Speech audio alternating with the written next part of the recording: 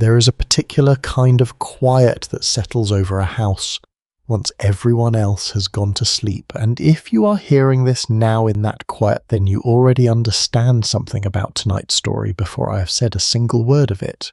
Good. Settle in, let your shoulders drop from your ears, wherever you are listening. From whatever kind of day led you here, none of that matters for the next few hours. What matters is that somewhere behind you right now, there might be a small light left on, a hallway lamp, a nightlight in another room, a phone screen glowing faintly on the nightstand. And if there is, I want you to notice that you didn't really think about leaving it on, you just did. That instinct is older than you are,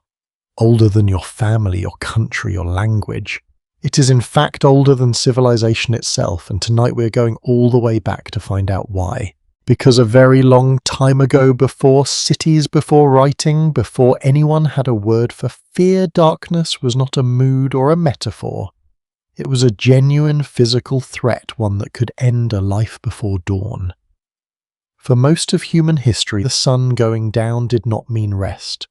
It meant the world quietly becoming more dangerous, and the difference between waking up and not waking up sometimes came down to nothing, more than who stayed alert and who let the fire go out. Picture for a moment a cave, not a grand one, not the kind carved into postcards, but a shallow limestone shelter in what is now northern Israel at a site archaeologists call Kissim Cave, a place where the physical evidence shows people were tending controlled fires several 100,000 years ago.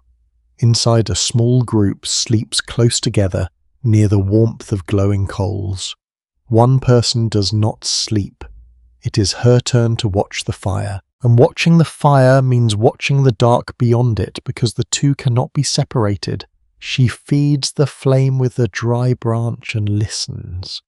Somewhere out past the reach of the light, something moves through the brush, unhurried, patient, in no rush at all. She does not know what it is. She only knows that as long as the fire holds the shape in the dark, tends to keep its distance. She adds another branch. She waits for morning the way her mother once waited, and her mother before that, in an unbroken chain of small ordinary vigils that most of us will never think about, because we have never once had to keep one ourselves. That woman and thousands of nights like hers are where this fear was born. Not in a myth, not in a nightmare. In the very real mathematics of survival, where the dark hid claws and teeth that the eye could not prepare for in time. And what is strange, what is almost unsettling if you sit with it, is that we no longer live anywhere near that danger. Not in the overwhelming majority of places this is being listened to tonight, and yet the fear never really left us. It simply changed its clothes. It became folklore. It became scripture. It became the reason certain streets still feel different after midnight, the reason a creak in an empty house lands differently at night than it would at noon, the reason so many of us, without ever discussing it, still prefer a little light before we close our eyes. Tonight we are going to trace that fear across the whole of human history, from the earliest fires in the earliest caves, through the gods invented to explain the dark, through armies that learned to weaponize the night itself, through the medieval bells that sent entire towns indoors before sunset, through the witch trials and the folklore of shadows that seemed to move on their own, all the way to the gaslit streets of Paris and London that quietly rewired how an entire civilization felt about the hours after dusk. And by the end we will understand something rather remarkable, which is that this fear, so old it predates language, is still sitting quietly inside almost every one of us tonight, shaping choices we don't even register as choices at all. Before we go further into the dark together, I want to ask something small of you. If this is the kind of history you've been looking for, the kind that takes its time and treats the truth with care, taking a moment to subscribe and leave a like genuinely helps a channel like this one keep telling these stories the way they deserve to be told. And if you have a moment, I would love to know in the comments where in the world you are listening from tonight, and what it was about this particular fear that pulled you in. I read every one, and it means more than you might think. Now let yourself get comfortable because we have a long night of history ahead of us and none of it needs to be rushed. What is worth understanding before we travel back to that cave and the centuries beyond it is that the woman tending her fire was not unusual. She was in the truest sense universal. Nearly every human population that has ever been studied carried some version of her vigilance, some ritual built around holding back the dark until morning, whether that meant a fire, a wall, a watchman, or a prayer. Scholars still debate exactly when this fear first took root in the human mind, whether it arrived with our earliest ancestors on the African savannah long before fire was tamed, or whether it deepened later once early humans began spreading into colder, darker, less familiar landscapes where the rules of survival kept shifting under their feet. What the evidence does suggest consistently across continents and across tens of thousands of years is that darkness and vulnerability became linked in the human mind so early and so thoroughly that the connection outlived every single threat that originally caused it. The predators are gone from most of our lives. The fear remarkably is not. And to understand why it has lasted this long, we have to go back to the very beginning, to a time before fire was something you switched on and start there. The fire that woman kept alive in that shallow cave did not appear out of nowhere. It took an almost unimaginable stretch of time for humans to gain that kind of control over the dark, and for most of our species' story, we simply did not have it. To understand why the fear runs as deep as it does, it helps to sit for a moment in the world. Our ancestors actually lived in long before flame was something a person could summon on command. Go back roughly 2 million years to the grasslands of eastern and southern Africa, and you find a landscape that modern eyes would recognize as beautiful and modern bodies would recognize almost instantly as lethal after dark. Early hominins were not the dominant predator on that landscape. They were for long stretches of their existence prey. Leopards hunted from trees at dusk. Saber-toothed cats moved through the grass in the low light of early evening. Hyenas worked in patient packs through the night following scent trails that a human eye could never have detected. And human night vision compared to almost every serious predator sharing that landscape was strikingly poor. Our eyes evolved for colour and detail in daylight, for spotting ripe fruit and distant movement under the sun, not for navigating darkness. Once the light dropped low enough, humans became in the most literal sense half-blind in a world still very much awake around them. There is a piece of physical evidence that captures this vulnerability more vividly than almost anything else in the fossil record, and it comes from a small skull discovered in South Africa in 1924 belonging to a young hominin now known as the Taung child. For decades, researchers puzzled over strange puncture marks on the skull until later analysis matched them to the talons of a large bird of prey, likely an eagle that had killed the child and carried the remains to its nest. It is a small, almost unbearably intimate detail from deep time, and it tells us something the larger story sometimes lets us forget, which is that our ancestors were not simply cautious in the presence of darkness and open sky. They had every reason to be. The world genuinely could reach down and take them, and it often did. What began to change that slowly and unevenly was fire. Evidence of controlled fire use appears at sites like Wonder Work Cave in South Africa, dated to roughly 1 million years ago, among the earliest solid indications that early humans were not merely encountering fire after lightning strikes or wildfires, but keeping it, feeding it, and using it deliberately. This did not happen quickly, and it did not happen everywhere at once. The evidence remains incomplete, and scholars still debate how widespread and how consistent early fire use actually was across different hominin populations and different regions, since campfires leave a fragile trace in the archaeological record, easily lost to time erosion, and the simple fact that a fire pit from 1 million years ago rarely survives intact. But wherever fire was mastered, something changed. A circle of light meant a circle of relative safety. It meant a group could see approaching movement before it arrived close enough to matter. It meant the night could be pushed back even if only by a few feet in every direction. And this is where something quietly remarkable enters the story, something many people never think to ask about, which is what fire did to the human day itself. Before artificial light, human activity was governed almost entirely by the sun, but firelight extended the useful hours of the evening, and researchers studying modern hunter-gatherer communities groups like the Hadza of Tanzania and the San of the Kalahari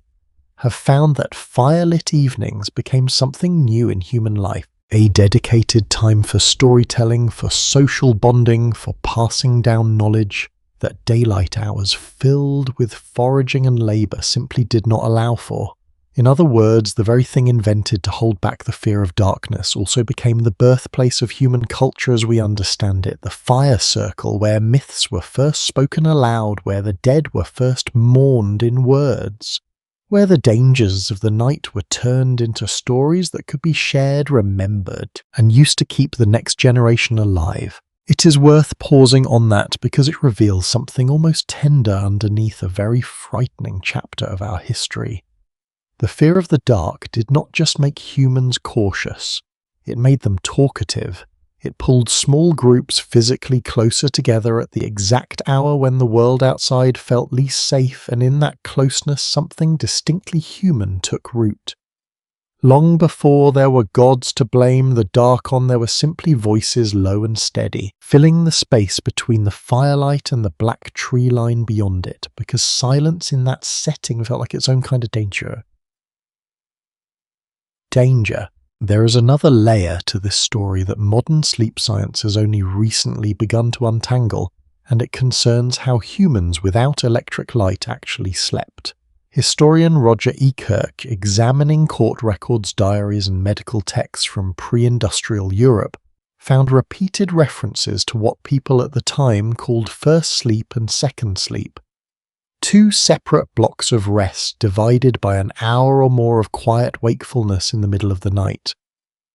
During that waking gap, people prayed, talked softly with a spouse, tended a fire, or simply lay in the dark alert. Some researchers argue this pattern reflects something even older, a segmented sleep rhythm that may stretch back far beyond pre-industrial Europe. Useful precisely because full unconsciousness all night long in an unlit world carried real risk. A group that woke periodically, checked the fire, listened to the dark, and settled back down had a survival advantage over one that simply slept straight through until morning.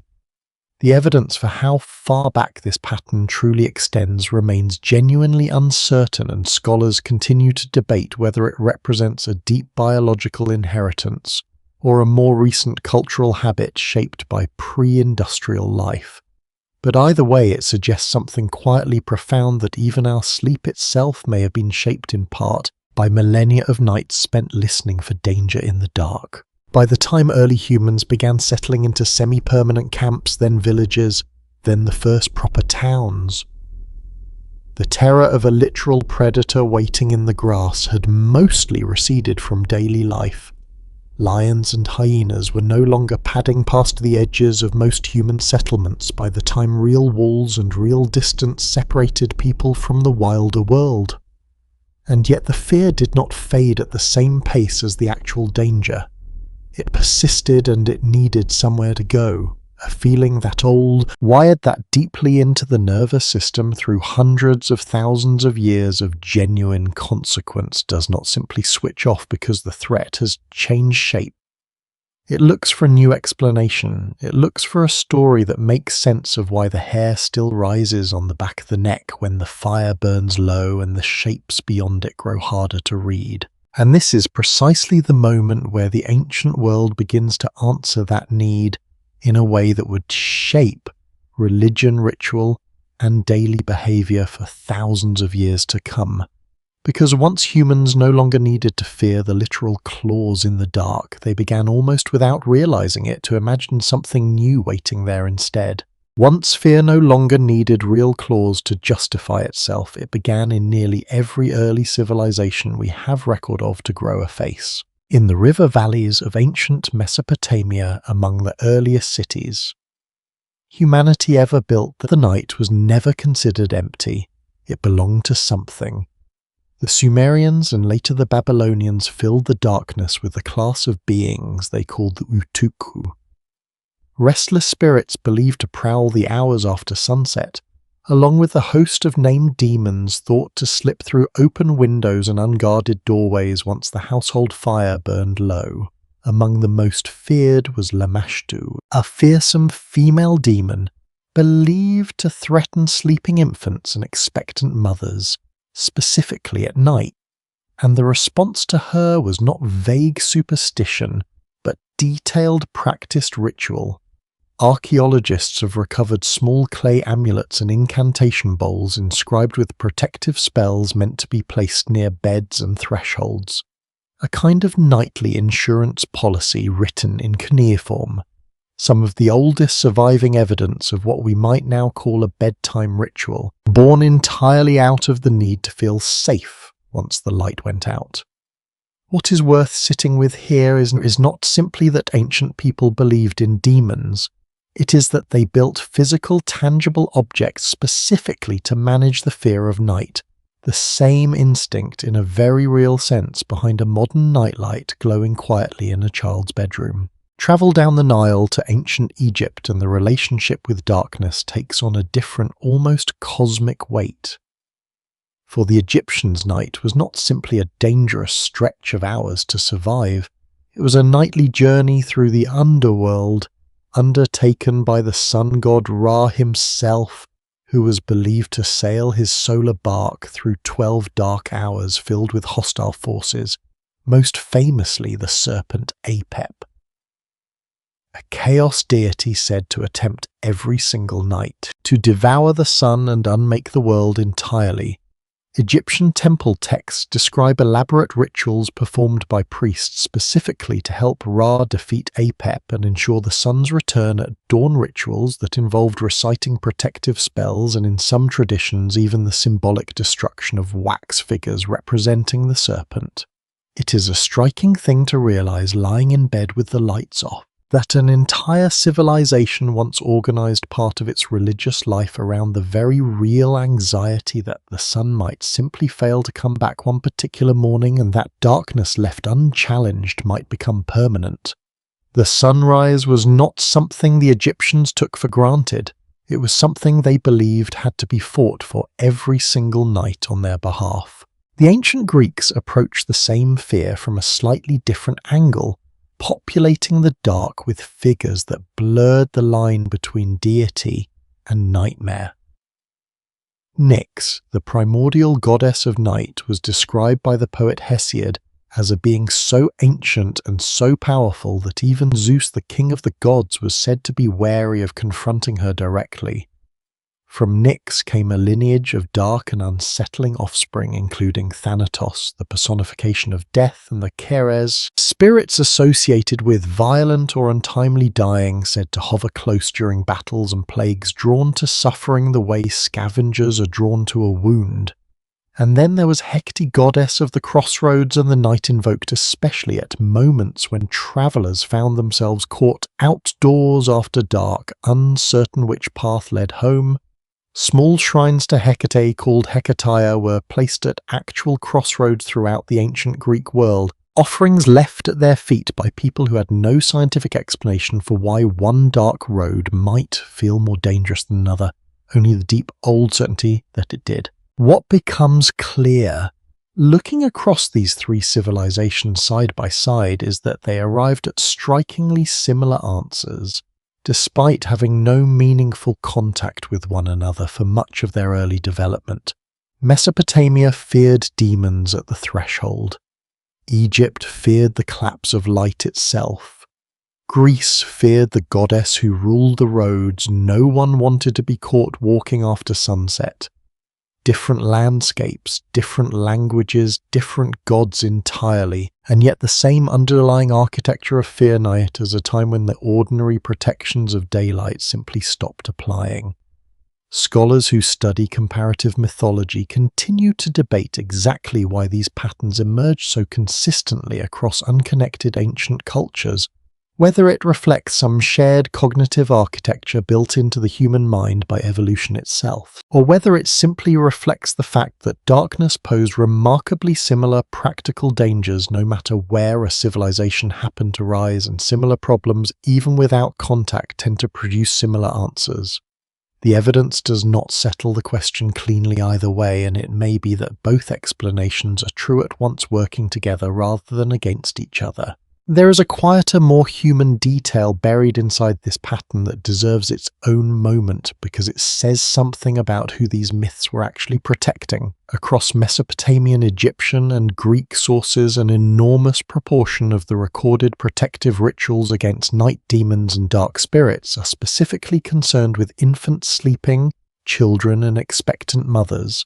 Lamashtu targets nursing infants. Egyptian household amulets, found buried beneath the floors of ordinary homes, were frequently shaped to protect sleeping children through the night. Greek households kept small protective charms near cradles, guarding against night spirits believed to prey specifically on the youngest and most vulnerable members of a family. This was not incidental.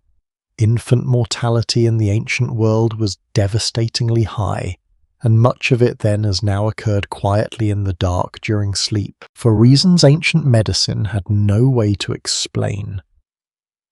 When a parent could not understand why a healthy child might not wake the next morning,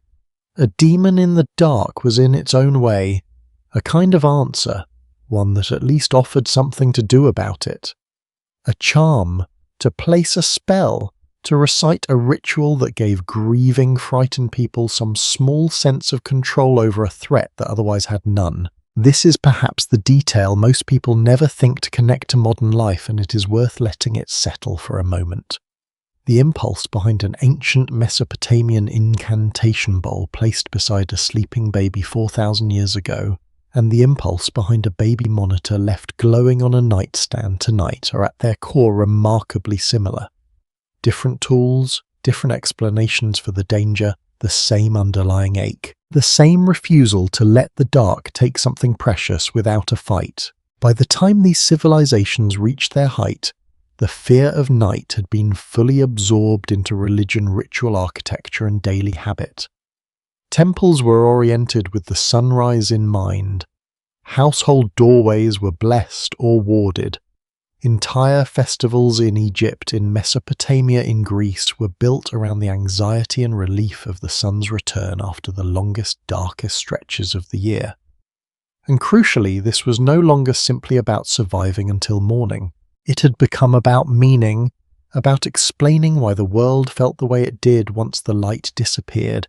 and about giving ordinary people, from priests to frightened new parents, some form of agency against a threat their ancestors had once faced with nothing more than a fire and their own watchfulness. But myth and ritual, as powerful as they were, could only manage the fear so far. There would come a point across many of these same civilizations when the danger of darkness stopped being symbolic entirely, when armies, generals, and raiders realized that if an enemy already feared the night on some deep ancient level, that fear itself could be turned into something far more practical than a story. There is a particular kind of Christianness that falls over an army the moment its commanders realize the sun is about to set, and it is nothing like the silence of a peaceful evening.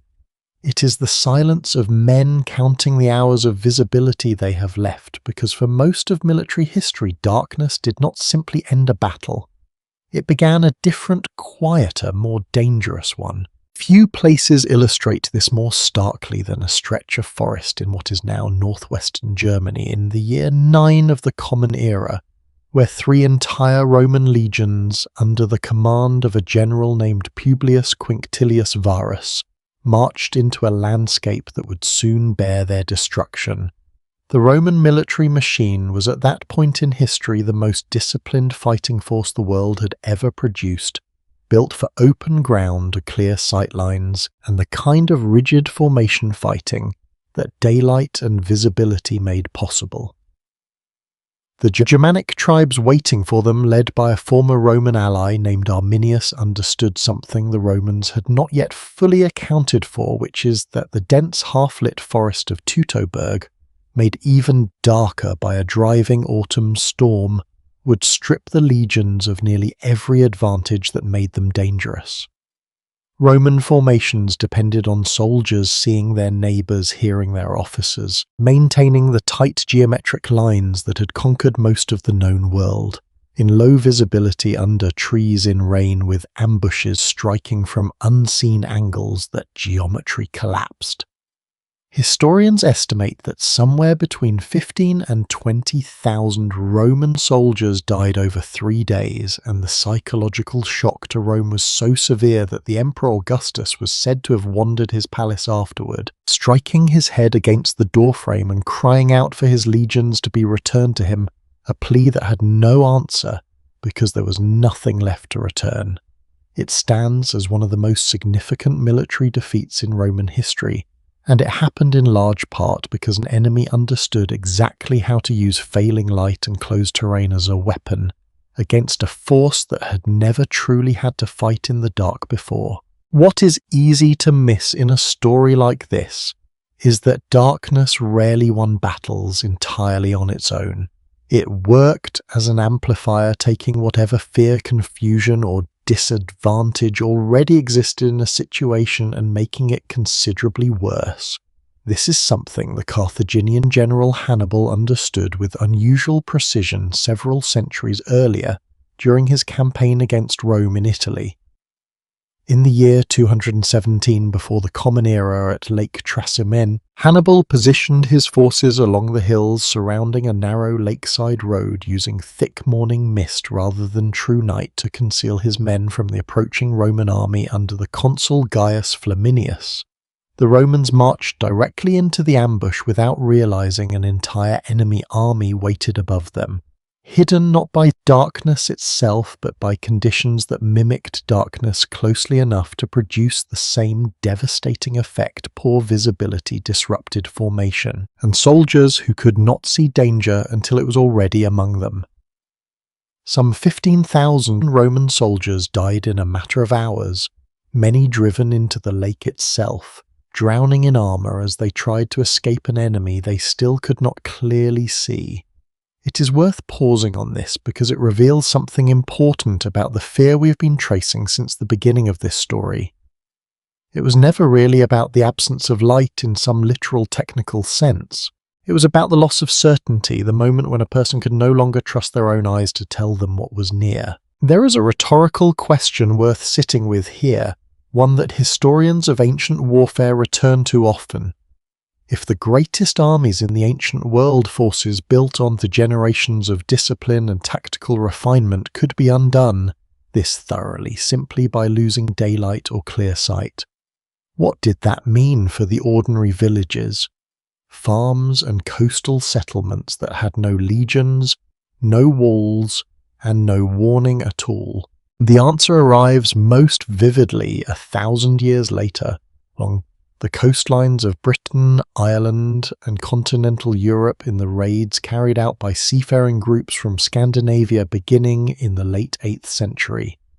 Popular memory tends to picture Viking raids as sudden, almost supernatural eruptions of violence, and while the reality was more calculated than the legend suggests, the calculation itself centered heavily on timing. Norse raiders frequently launched attacks in the earliest hours before dawn or used the long dim twilight period,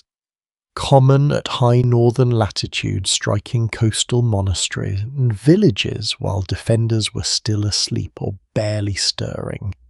The famous raid on the monastery at Lindisfarne in the year 793, often cited as the symbolic beginning of the Viking Age, struck a religious community that had no meaningful warning system and no expectation of violence arriving from the sea at all, let alone in low light when recognition and response both take longer than they would in the full clarity of midday. Monks at Lindisfarne left behind accounts describing the raid as something close to divine punishment, an event so far outside their expectations that they reached for religious explanation rather than practical military analysis, because in their understanding of the world, an attack that arrived like that unseen until it was already among them could not simply be ordinary violence. It had to mean something larger. What deserves real attention here, and what many popular retellings leave out entirely, is that the fear these raids created outlasted the raids themselves by centuries. Long after Viking incursions became rarer and eventually stopped, coastal communities throughout the British Isles maintained watch systems, beacon networks, and defensive rituals, specifically built around the vulnerability of early morning and evening hours, a defensive posture inherited almost entirely from a threat that had by then largely passed. Fear, once it takes root in a community's institutions, tends to persist considerably longer than the danger that created it, a pattern we will return to again before this story is finished. The ancient world offers one further layer to this pattern, and it comes from a source many people would not expect: the campaigns of the Achaemenid Persian Empire, one of the largest and most sophisticated military powers of antiquity. Persian commanders operating across vast distances and diverse terrain developed relatively advanced systems for night marching, moving large bodies of troops under cover of darkness, specifically to arrive at a battlefield already positioned, rested and ready, while an enemy still believed the true engagement remained hours or even a full day away. The evidence for exactly how systematized these tactics were remains incomplete, since much of what survives comes through Greek historians like Herodotus, writing with their own biases about Persian strategy and character, and scholars continue to debate how much of this reflects genuine Persian military doctrine versus later Greek storytelling, shaped by the outcome of wars the Greeks eventually won. What does seem consistent across multiple independent sources, however, is that Persian forces were widely regarded by their contemporaries as unusually comfortable operating and maneuvering during hours when Greek and later Roman commanders generally preferred to keep their armies still.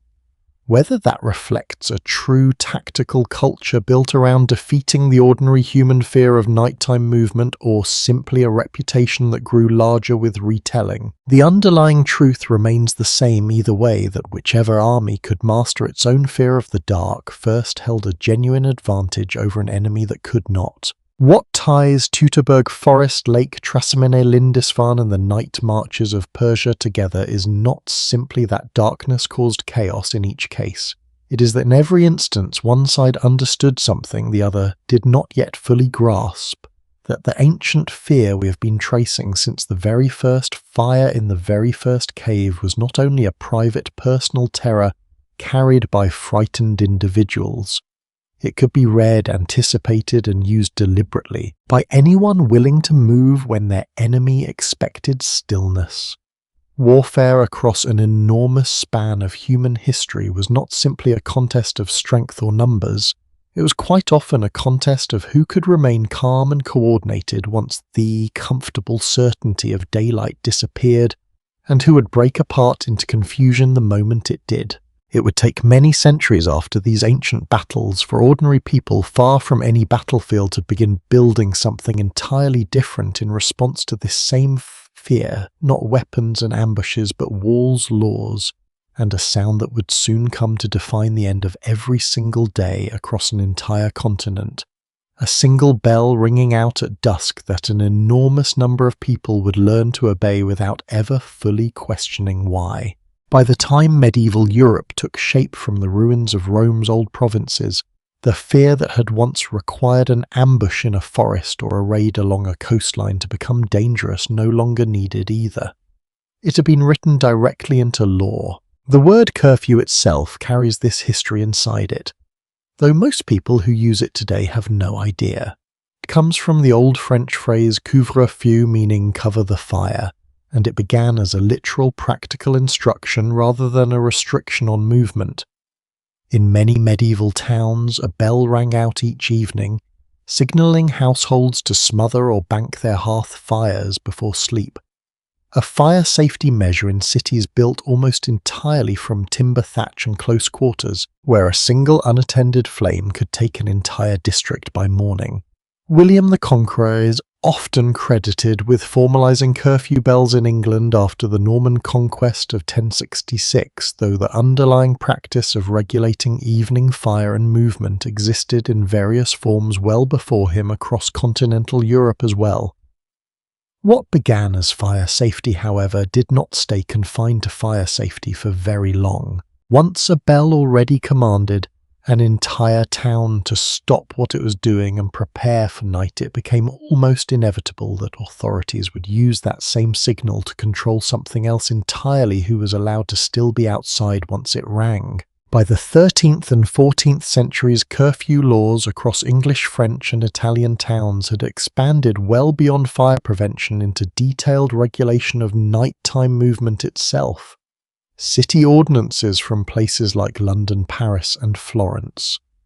during this period specify fines, confiscated property, and in some cases imprisonment for individuals found in the streets after the curfew bell without a legitimate reason, or in many towns without a lantern to carry. This last detail is worth sitting with because it reveals something quietly revealing about how medieval authorities actually understood the threat they were managing.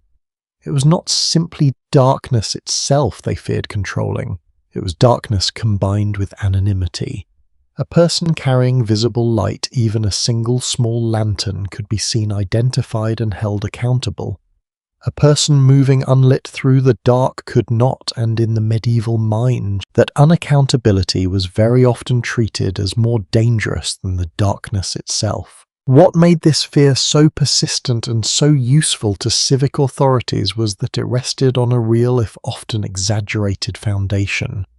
Court records from cities like London during this period do show elevated rates of certain crimes, particularly theft and assault, occurring during nighttime hours, and city officials frequently cited this pattern explicitly when justifying curfew ordinances and the creation of official night watch positions. The evidence for exactly how much more dangerous medieval nights actually were compared to daytime remains genuinely difficult to establish with precision, since nighttime crimes were also considerably harder to witness, report and prosecute than daytime ones, meaning some portion of the reputation night carried may reflect under-reporting during daylight hours just as much as any real difference in danger after dark. Scholars who study medieval urban crime continue to debate how much of the era's fear of night was grounded in genuine elevated risk versus a kind of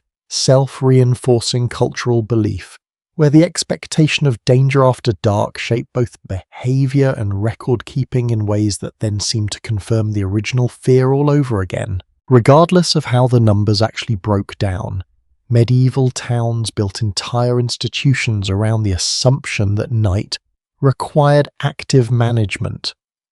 The role of night watchman became a defined civic position across much of Europe, typically staffed by ordinary townsmen serving in rotation walking. Assign routes through the dark streets carrying a lantern, a bell or a horn calling out the hour. And in many towns some variation of the phrase "watch and ward all's well," a practice that would echo for centuries and eventually shape the familiar image of the town crier. These men were rarely well paid, rarely well regarded, and the work carried genuine risk, since a lone watchman moving through unlit streets was, in a strange irony, sometimes more exposed to the very dangers he was meant to guard against than the sleeping households he protected. Yet the position persisted for hundreds of years across an enormous number of European towns because the alternative, a town with no one at all. Watching the dark was simply not something most communities were willing to accept, whatever the actual statistics might have shown. There is a rhetorical question worth pausing on here, one that becomes clearer the longer you sit with how thoroughly these systems took hold. If a bell ringing at dusk, a lantern requirement, and a rotating watch of ordinary townsmen were enough to make entire cities feel measurably safer, Does that tell us the danger itself was truly as large as it felt, or does it tell us something instead about how much comfort the mere appearance of vigilance can provide, regardless of what it actually prevents? The curfew system reveals something else too, something with a harder edge that deserves honest acknowledgement rather than being smoothed over. These laws were rarely applied evenly. In numerous medieval towns, curfew ordinances included specific harsher restrictions targeting particular groups, including Jewish residents in cities across France, England, and the German territories, who in many documented cases faced separate, often stricter nighttime movement restrictions than the general population, alongside additional daytime marking requirements in some regions. The fear of the dark, in other words, did not remain a neutral, universal human instinct once it passed through the machinery of medieval law. It became in the hands of civic authorities a tool that could be shaped, applied selectively, and used to reinforce existing social divisions, a pattern historians of medieval urban life have documented across a range of European cities, even as the surviving records vary considerably in detail from one town to another. What stayed remarkably consistent across the continent, cutting across all of this local variation, was the basic emotional architecture of the evening itself. Somewhere in nearly every medieval town, as the light began to fail, a bell would ring, shutters would close, fires would be banked or covered, and a designated few would step out into the street so that everyone else did not have to. It was in its own way a direct descendant of that woman, tending her fire in a shallow cave, watching the dark so her companions could rest, except now the watching had become official civic, written into law, and marked by the sound of bronze, striking bronze, across a town square as the light finally gave out. That bell did not simply regulate movement. It shaped something quieter and more lasting, an entire emotional rhythm to the end of the day that an enormous number of European communities carried for centuries, one that would eventually collide in some of the same towns with an entirely different kind of fear, one that did not need darkness alone to take hold, because it would soon find that fear hiding in places light could not always reach either. A watchman with a lantern could deter a thief. He could not deter something that in the minds of the people he protected did not have a body at all. Alongside the very practical, very legal fear of nighttime crime that shaped curfew laws across medieval Europe, a second older fear continued running underneath it, one that had never really left since the first stories were told around the first fires. By the late medieval and early modern periods.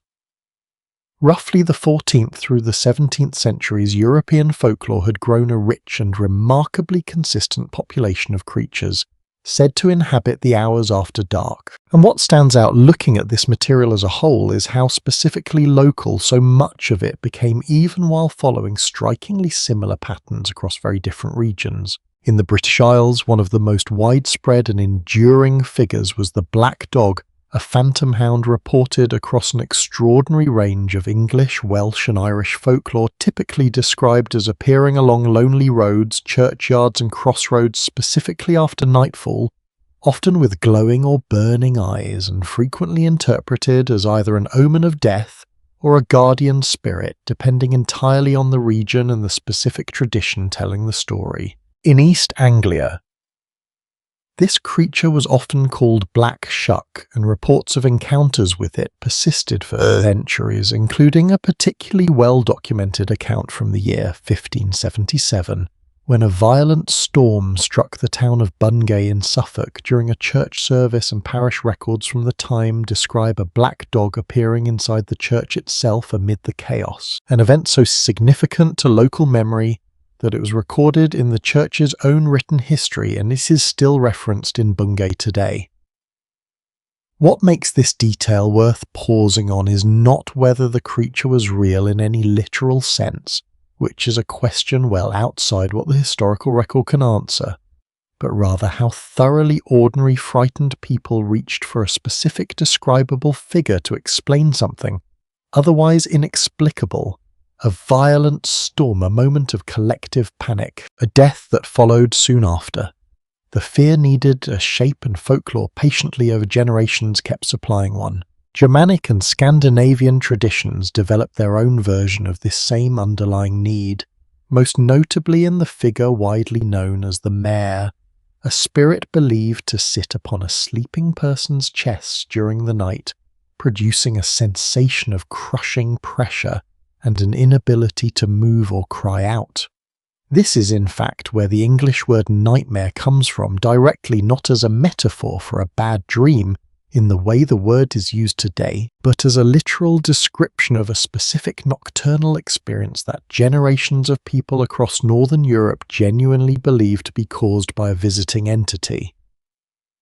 What is genuinely remarkable here, and something modern sleep science has only fully explained in the last several decades, is that the physical sensation these traditions describe so consistently, the paralysis, the crushing weight on the chest, the terror of being unable to move or speak, maps almost exactly onto what researchers now call sleep paralysis, a documented neurological phenomenon in which a person's mind wakes partially before the body's natural sleep paralysis has fully released, leaving them conscious but temporarily unable to move.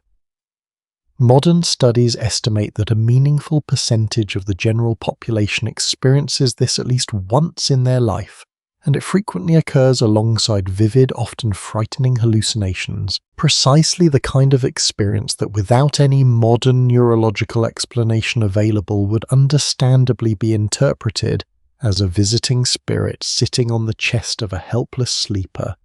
It is a rare and genuinely moving thing when folklore, this old, turns out to be describing something real, not a demon, but the honest, disorienting experience of a brain and body briefly out of sync, and generations of frightened people doing their best to explain a sensation medicine would not properly understand for almost 1,000 years. This overlap between real physiological experience and supernatural explanation appears again and again once you start looking for it across early modern European folklore, and it raises a genuinely difficult question that scholars in this field continue to work through carefully.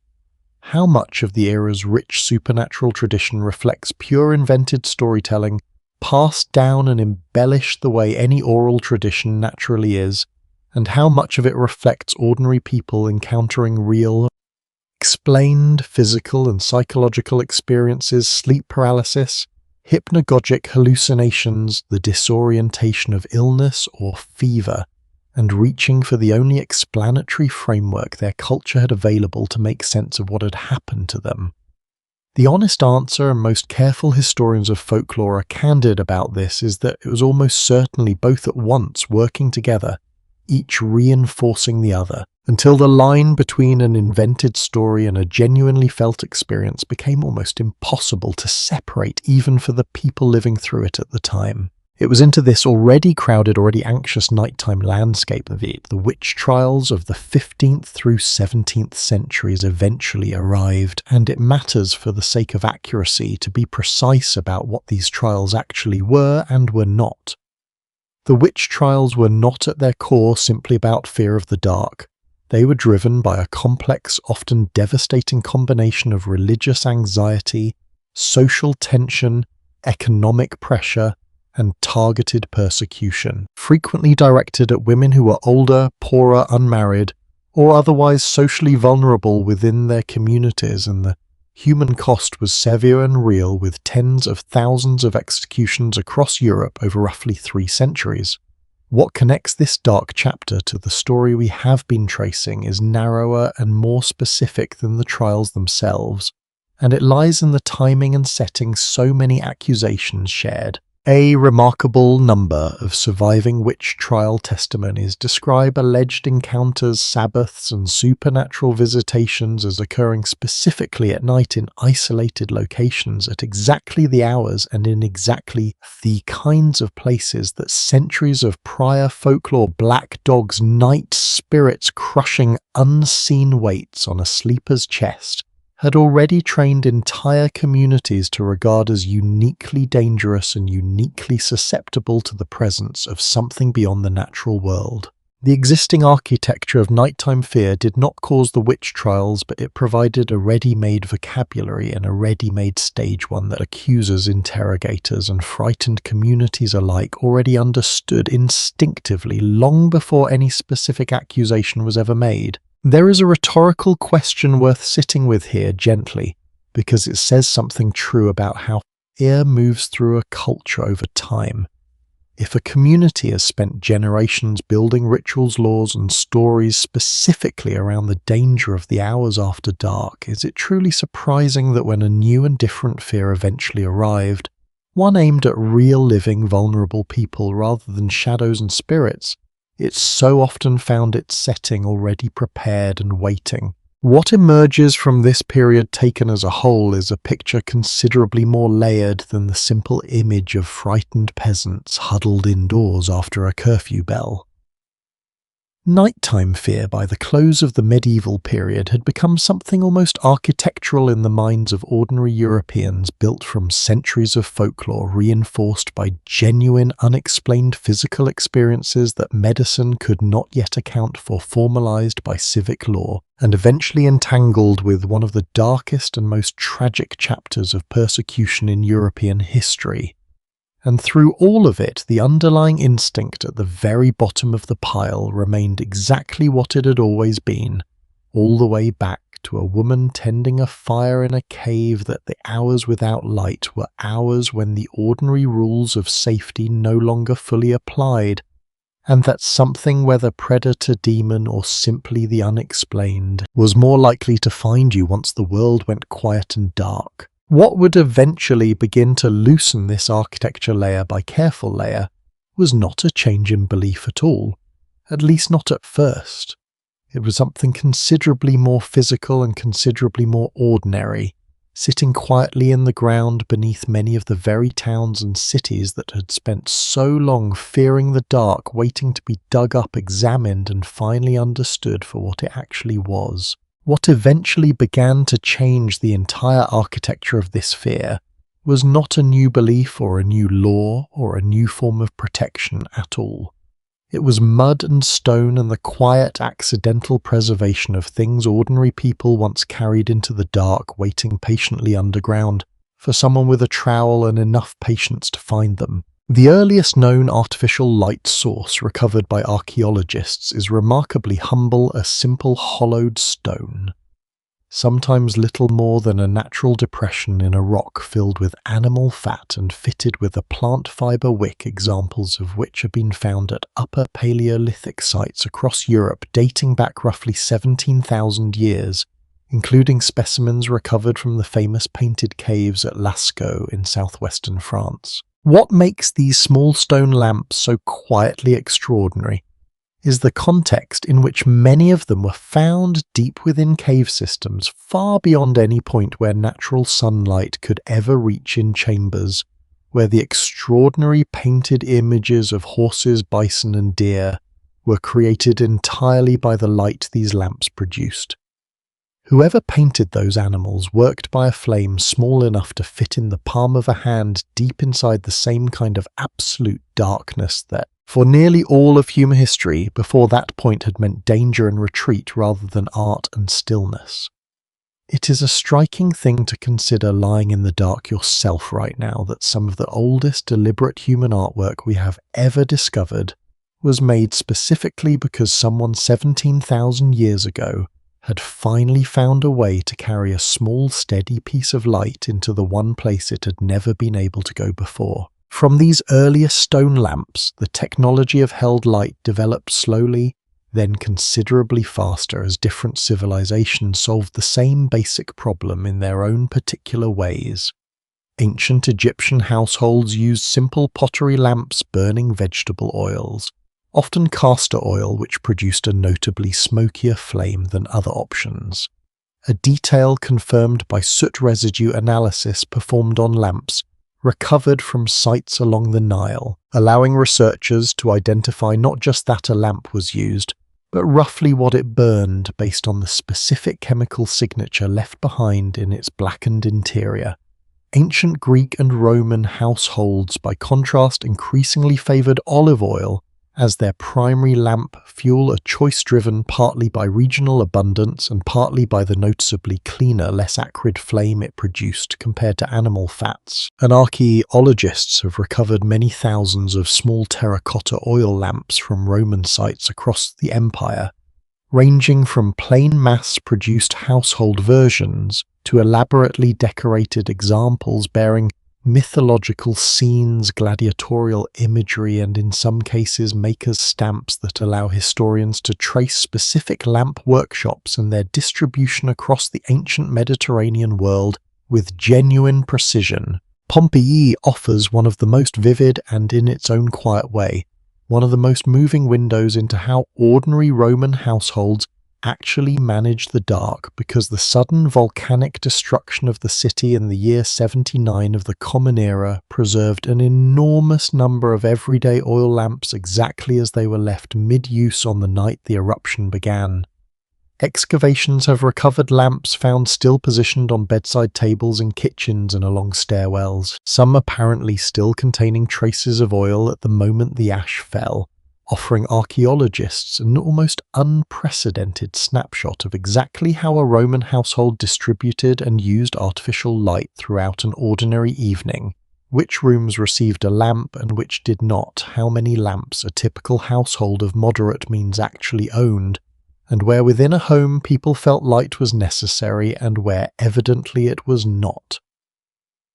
What the pattern suggests, and researchers studying Pompeian domestic archaeology remain genuinely cautious about overstating this, given how much depends on which specific houses happen to have been excavated, and how completely is that even wealthy Roman households used artificial light considerably more sparingly than a modern person might assume, reserving oil which was neither cheap nor infinite for specific rooms and specific purposes rather than lighting an entire home uniformly through the night, the way electricity allows without a second thought today. This scarcity, this genuine cost attached to pushing back the dark even a little, appears again and again once you look closely at pre-modern lighting technology across different cultures and centuries, and it reframes something important about the fear we have been tracing through this entire story. For nearly all of human history, light was not simply a comfort a frightened person could reach for freely. It was a resource carefully rationed, weighed against cost, availability, and need, in a way that meant a genuine and reasonable anxiety often existed alongside the older, more primal fear of darkness itself, the anxiety of watching a lamp's oil run low, or a candle burn down toward its final inch with hours of night still remaining ahead. Medieval and early modern households developed their own solutions to this same persistent problem, most notably the rushlight, an extraordinarily simple and remarkably widespread form of household lighting, made by soaking the dried pith of common rush plants in animal fat, then burning the resulting taper in a small metal holder. Rushlights were, by a considerable margin, the cheapest form of artificial light available to ordinary rural households across Britain and much of northern Europe for centuries, since rushes grew freely in wetland areas and required no purchase at all, only labour and time to prepare, and surviving accounts from the period suggest a single well-made rushlight could burn for perhaps 30 to 60 minutes. Meaning a family hoping to keep even modest light through a long winter evening needed to prepare dozens of them in advance, an ongoing domestic task that fell overwhelmingly to women and children within a household. Wealthier households, by contrast, increasingly turned toward candles made from tallow, or for those who could genuinely afford it, beeswax, which burned cleaner, brighter, and very considerably longer, creating a visible and quite literal hierarchy of light itself across pre-modern European society, where how brightly and how late into the night a household could afford to hold back the dark became, in its own quiet way, a marker of status alongside everything else that separated rich households from poor ones. There is a rhetorical question worth sitting with here. one that becomes clearer the longer you consider how unevenly this resource was actually distributed across pre-modern society. If light itself was something a family had to earn ration and often go without. How much of the era's widespread, deeply held fear of the dark was shaped not simply by ancient instinct or inherited folklore, but by the very real, very ordinary experience of knowing that for a poorer household, true safety from the night was quite literally something that could run out before morning arrived. What archaeology adds this picture beyond the lamps and candle holders themselves is a growing body of evidence around exactly how pre-modern people organized their homes and settlements around the practical challenge of managing darkness at scale. Excavations of medieval English villages have recovered evidence of communal features, like market crosses and church towers, deliberately positioned to serve as visible landmarks usable even in low light, helping travelers and returning workers orient themselves in the crucial transitional hours around dusk when full darkness had not yet fallen, but useful daylight had already gone. Similarly excavated door and window fittings from medieval urban sites across England and continental Europe show a marked increase over the centuries in the prevalence of shutters and reinforced door bars, specifically dated to the later medieval period. Physical evidence supporting what documentary sources already suggested, that as towns grew larger and more anonymous, the instinct to seal a household off completely once darkness fell only intensified rather than easing with time. The evidence here does carry real limits worth acknowledging honestly, since archaeological material tends to preserve unevenly favouring stone, ceramic and metal over the organic materials, wood, textile and rush that made up so much of ordinary pre-modern lighting and household security, meaning our overall picture, however detailed it has become, is still shaped in part by what happened to survive, rather than what was necessarily most representative of everyday pre-modern life. Scholars working in this specific area continue to refine and occasionally revise their understanding as new excavation techniques and chemical analysis methods allow previously unreadable organic residues to be identified with far greater precision than was possible even a generation ago, which means in a very real sense that our understanding of exactly how our ancestors managed the fear of the dark night after night, household by household, is still quietly being rewritten today, one careful excavation at a time. What all of this material evidence adds up to taken together is a portrait considerably more textured than folklore and lore alone can provide. The fear of darkness that shaped myth, ritual, curfew, bells and witch trial testimony did not exist only in the realm of belief and story.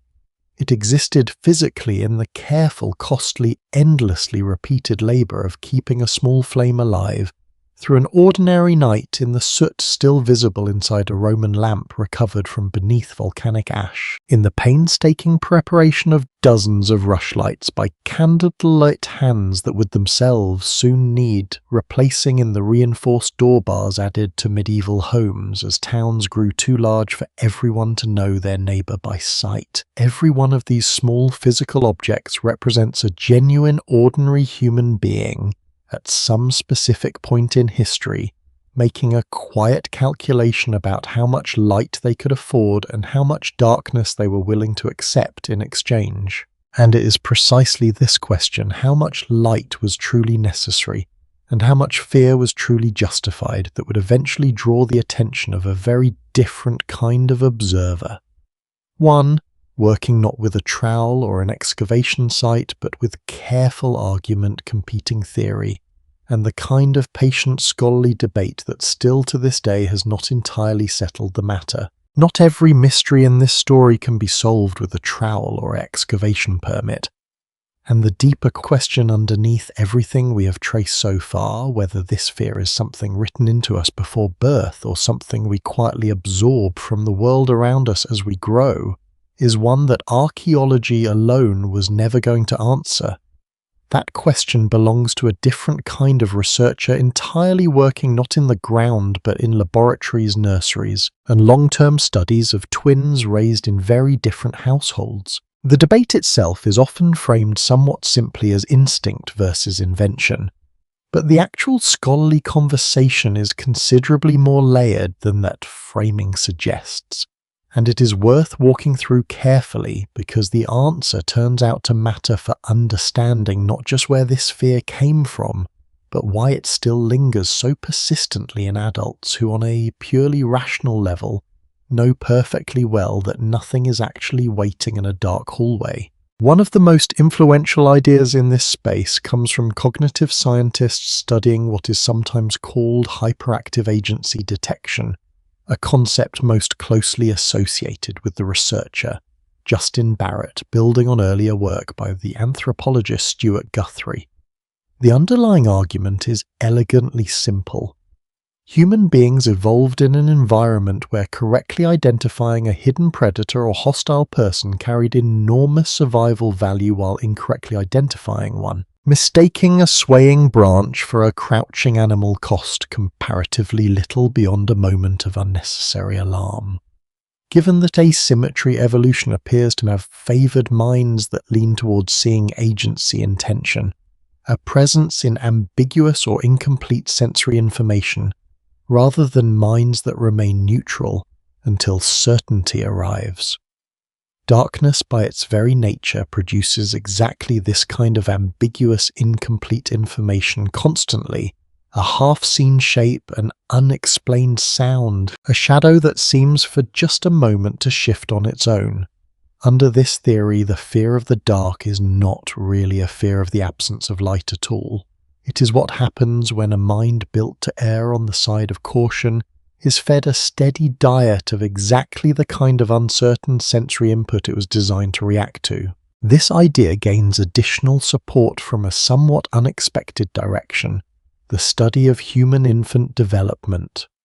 Developmental psychologists building on foundational research by Jerome Kagan at Harvard University during the 1970s and 80s have long documented a fairly consistent pattern in how specific fears emerge across early childhood, not present from the very first weeks of life,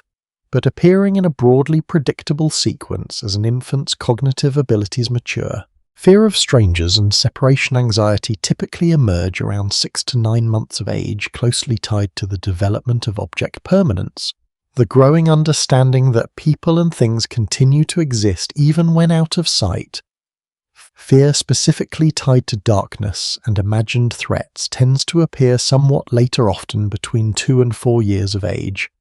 Once a child's imagination has developed enough to actively construct the kind of unseen,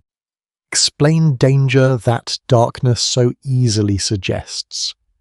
What researchers in this field continue to debate genuinely and without full resolution is how much of this developmental sequence reflects a kind of pre-programmed biological unfolding and instinct,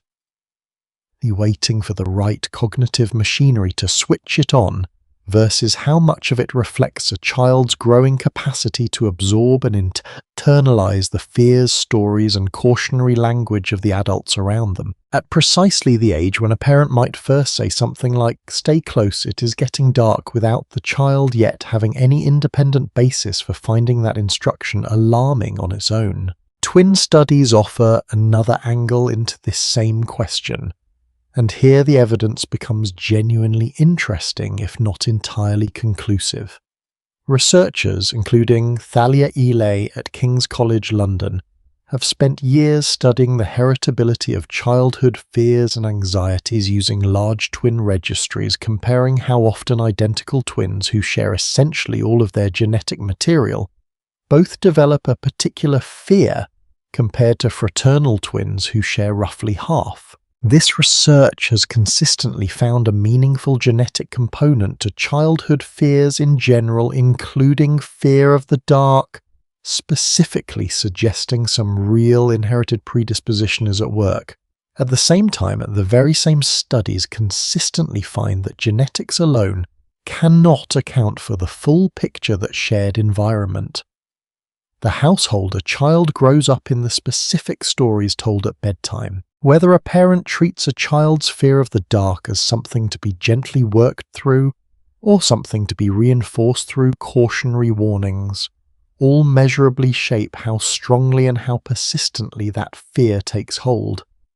Scholars working in this specific field remain genuinely careful about overstating either side of this, since teasing apart genetic predisposition from early environmental influence is notoriously difficult, even with sophisticated twin study designs, and the honest, current consensus, if it can be called that, is that fear of the dark appears to be neither purely instinctive nor purely learned, but something that requires both a genuine biological readiness combined with the right circumstances to activate and shape it. Cross-cultural anthropology adds a further complicating layer to this picture, one that pushes back somewhat against a purely biological explanation. Anthropologists studying contemporary hunter-gatherer and small-scale societies, including research on groups like the Efa people of the Democratic Republic of Congo conducted by researchers including Carol Worthman, have documented sleeping arrangements and nighttime behaviors considerably more relaxed around darkness than typical Western expectations might predict. In many of these communities, sleep occurs communally, often in open or semi-open structures, with far less of the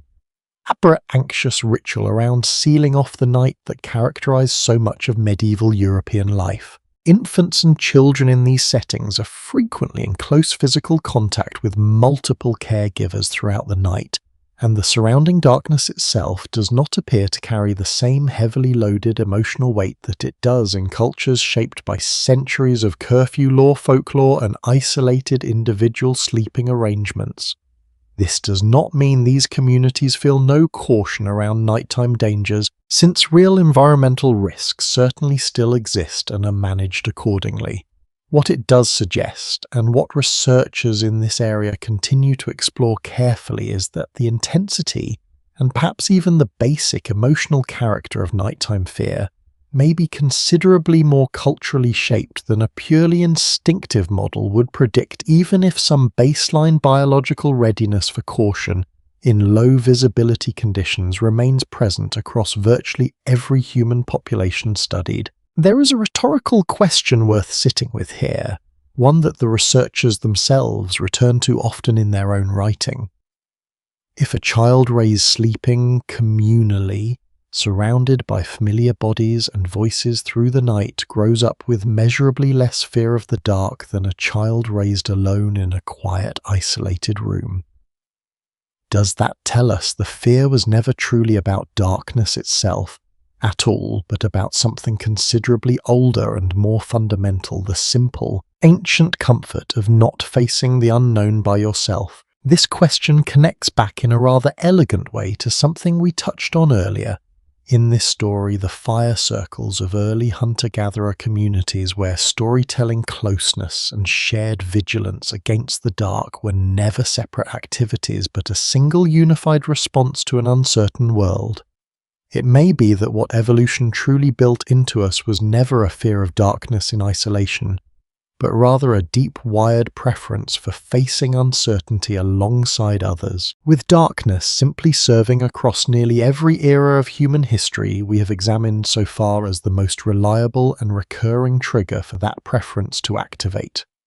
Under this reading, the curfew bells, the protective amulets, the watchmen walking their rounds, and even the modern habit of leaving a hallway light on were never really separate solutions to separate problems. They were all in their own way attempts to recreate the same fundamental comfort, the sense of not being alone in the presence of the unknown. None of this fully settles the underlying scientific debate, and researchers working across psychology, genetics, and anthropology remain honest about how much remains unresolved, particularly around exactly how much weight to give inherited biological predisposition compared to early environmental shaping, and how universally these patterns actually hold once a wider range of human societies past and present are properly studied and compared. What does seem reasonably clear, drawing all of these different threads together, is that the fear we have followed from a shallow cave in the Levant through Mesopotamian incantation bowls and Egyptian sun myths, through ambushed Roman legions and medieval curfew bells, through folklore and witch trials and rushlights burning low in poor rural households, was never simply an irrational holdover with no real basis.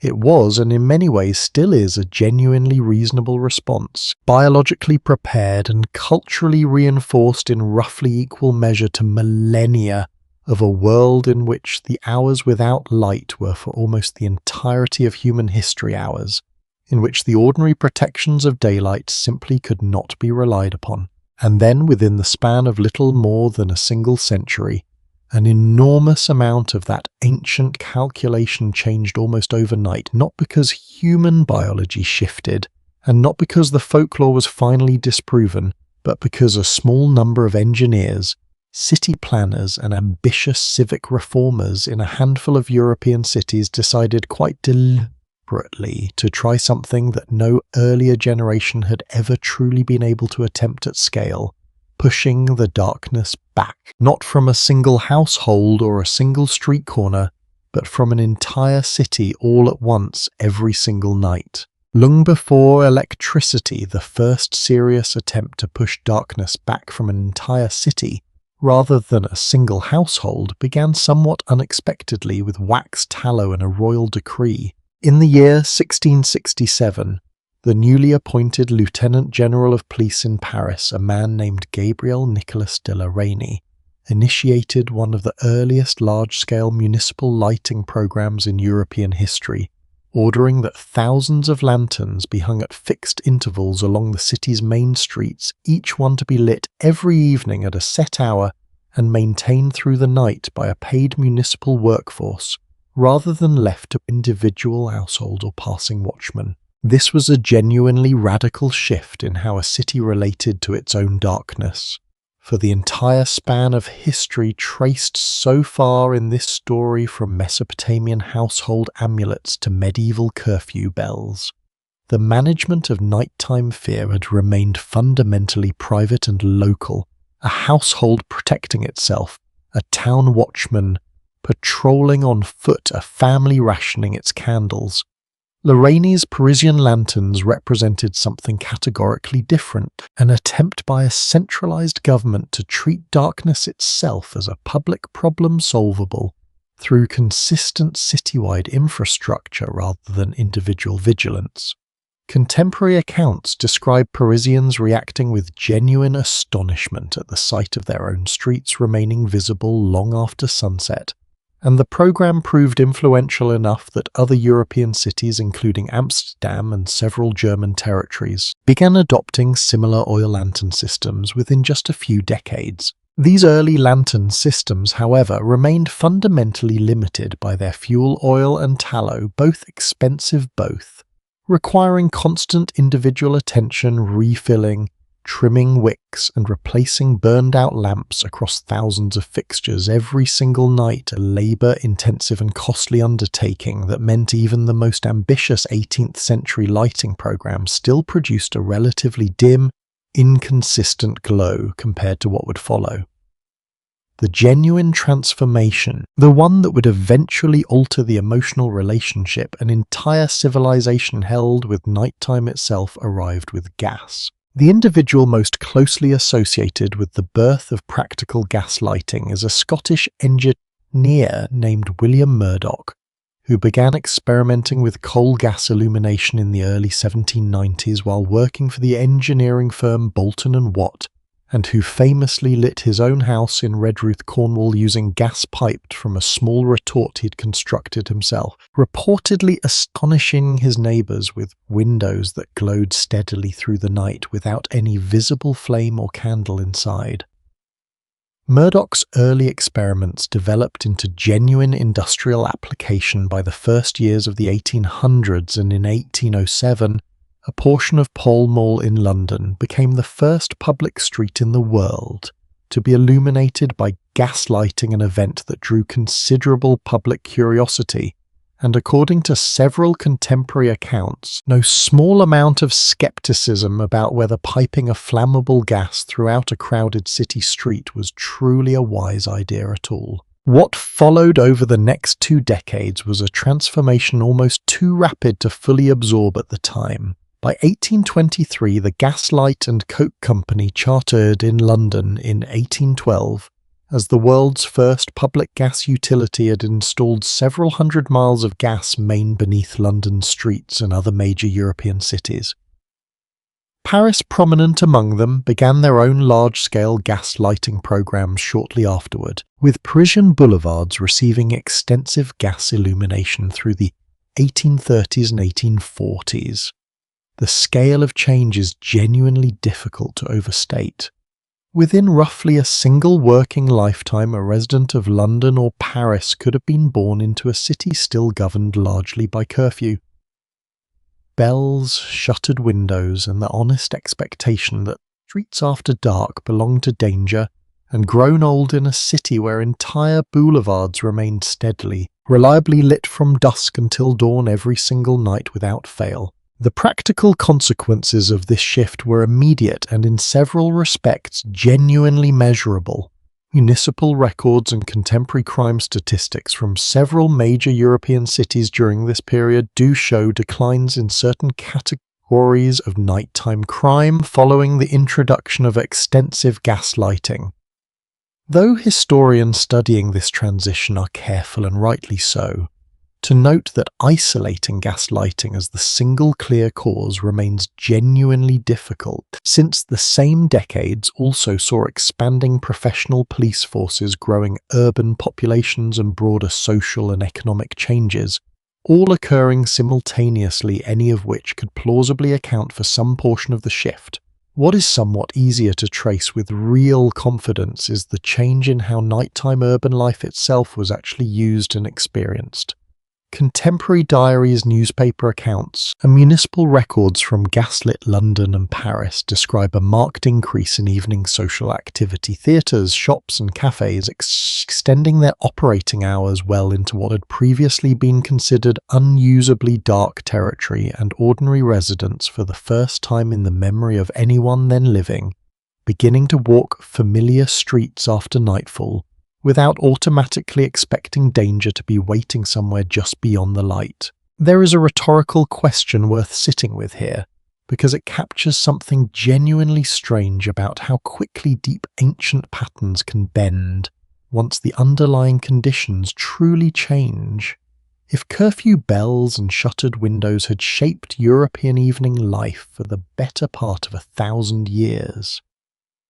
how is it that gaslighting managed to loosen that grip within the span of only 2 or 3 generations, when so many of the fears we have traced through this story took thousands of years to form in the first place? Part of the answer, historians of urban lighting suggest, lies in something more psychological than purely practical, and it connects directly back to the hyperactive agency detection we examined earlier in this story. Gaslighting did not simply make streets brighter in a narrow, measurable sense. It removed the specific kind of ambiguous, uncertain visual information, the half-seen shape, the shadow that might or might not be moving, that the human mind had spent hundreds of thousands of years learning to treat with automatic suspicion. A consistently lit street offered the mind almost nothing left to misinterpret, and evidence from that period suggests the psychological relief this produced may have mattered just as much as any genuine change in actual crime rates, perhaps even more. This transformation did not arrive without real costs and real complications, and honesty about this era requires acknowledging them plainly. Gaslighting infrastructure was expensive to install and maintain, meaning wealthier, more central districts of London and Paris received consistent illumination considerably earlier and more thoroughly than poorer outlying neighbourhoods, recreating in a new technological form some of the same uneven access to safety from darkness that had shaped rushlight and candle use centuries earlier among rich and poor households alike. The gas itself, coal gas produced through a genuinely toxic industrial process, carried real health and safety risks both for the workers who manufactured it and on occasion for residents living near leaking pipes or malfunctioning fixtures, a hazard earlier, adopters, accepted largely without complete understanding of its long-term implications, in exchange for the profound psychological and practical relief of a lit street.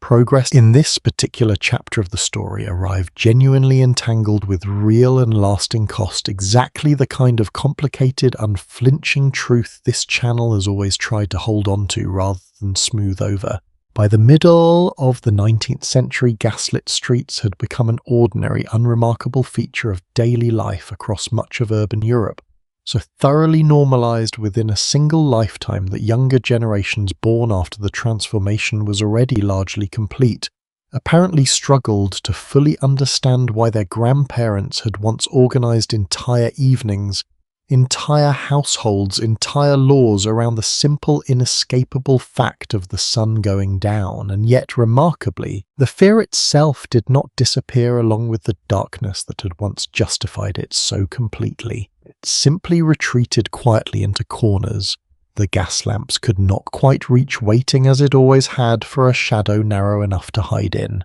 The gas lamps of Paris and London had barely become a permanency, something an ordinary person born after their installation could take entirely for granted, when history delivered one of the strangest ironies in this entire story, a moment when the very governments that had spent more than a century building infrastructure specifically to defeat the dark turned around and deliberately switched the lights back off. This happened first in a limited way during the final years of the First World War, when the threat of German airship and later aircraft raids over London